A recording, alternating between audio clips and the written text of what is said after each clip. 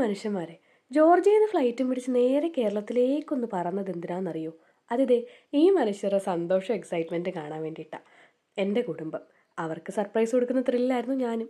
പിന്നെ നാട്ടിലേക്ക് വന്നതിൻ്റെ മെയിൻ ഉദ്ദേശം ദേ ഇതാണ്.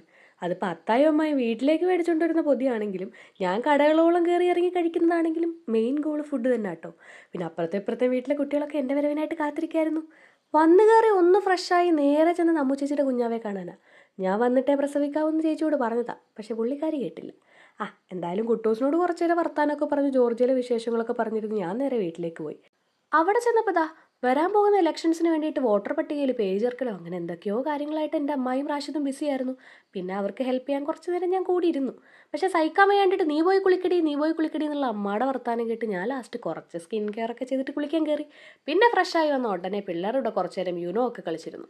പിന്നെ പോയി കിടന്നുറങ്ങിയതോടുകൂടി ഇന്നത്തെ കഥയ്ക്ക് എൻഡ്.